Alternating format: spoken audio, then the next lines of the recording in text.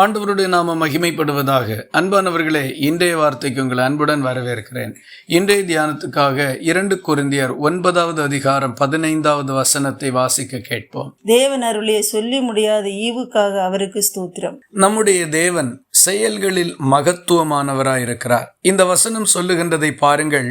தேவன் அருளின சொல்லி முடியாத ஈவுக்காக அவருக்கு ஸ்தோத்திரம் என்று. அப்படி என்றால் தேவன் ஈவாக கொடுத்த காரியங்கள் எண்ணிக்கைக்கு அடங்காதவைகள் என்பது இதன் பொருளாக இருக்கின்றது. வேதாகமம் முழுவதும் இதே சத்தியத்தின் பிரதிபலிப்பை நம்மால் பார்க்க முடியும். ஆண்டவரை சார்ந்து கொண்ட எல்லா மனிதர்களுக்கும் ஆண்டவர் இப்படிப்பட்டவராகத்தான் வெளிப்பட்டிருக்கின்றார். எபேசியர் 3வது அதிகாரம் 20வது வசனத்தில் நாம் வேண்டிக் கொள்ளுகிறதற்கும் நினைக்கிறதற்கும் மிகவும் அதிகமாய் நமக்குள் கிரியை செய்கிற வல்லமையின்படியே என்று பவுல் குறிப்பிடுகின்றார். அப்படி என்றால் நம்முடைய மனம் விரும்புகின்றதற்கும் நாம் கர்த்தரிடத்தில் ஜெபிக்கின்றதற்கும் பல மடங்கு அதிகமாக தேவன் நமக்குள்ளே செயல்படுகிறதற்கு வல்லமையுள்ளவராய் இருக்கிறார் என்பதுதான் இதன் பொருள். யோபு 5வது அதிகாரம் 9வது வசனத்தில் வாசிக்கும் போது ஆராய்ந்து முடியாத பெரிய காரியங்களையும் எண்ணி முடியாத அதிசயங்களையும் அவர் செய்கிறார் என்று சொல்லப்பட்டிருக்கின்றது.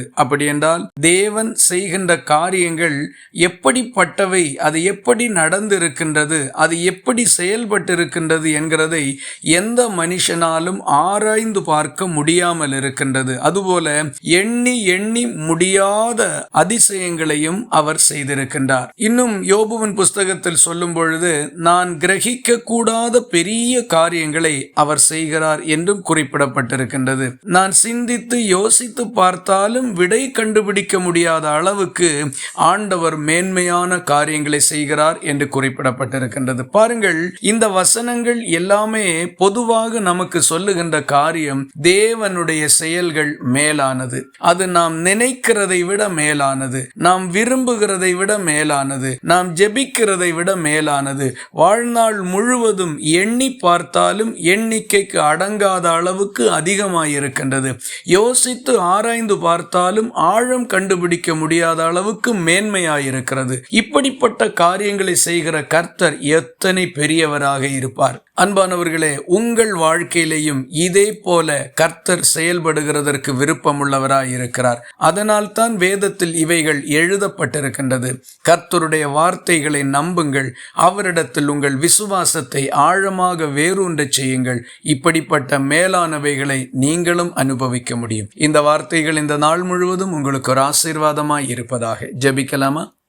எங்களை நேசிக்கிற அன்பு நிறைந்த நல்ல ஆண்டவரை, நாங்கள் உம்மை நன்றியோடு துதிக்கிறோம். நீர் செயல்களில் மகத்துவமானவரும் ஆச்சரியமானவருமாய் இருக்கிறீர் என்பதை இந்த காலை வேளையில் நாங்கள் தியானிக்கும்படி எங்களுக்கு நீர் உதவி செய்திருக்கிறதற்காக உம்மை துதிக்கிறோம். இந்த வசனங்களின் அடிப்படையில் எங்கள் விசுவாசங்களை உறுதிப்படுத்தி கொண்டு உம்மிடத்திலிருந்து பெரிய காரியங்களை பெற்றுக்கொள்ள எங்களுக்கு உதவி செய்தருளும். ஜெபத்தை கேட்டதற்காக ஸ்தோத்திரம். இயேசு கிறிஸ்துவிலே வேண்டிக் கொள்கிறோம் எங்கள் அன்புள்ள நல்ல பிதாவே, ஆமேன். கர்த்தர் தாமே உங்களை ஆசீர்வதிப்பாராக.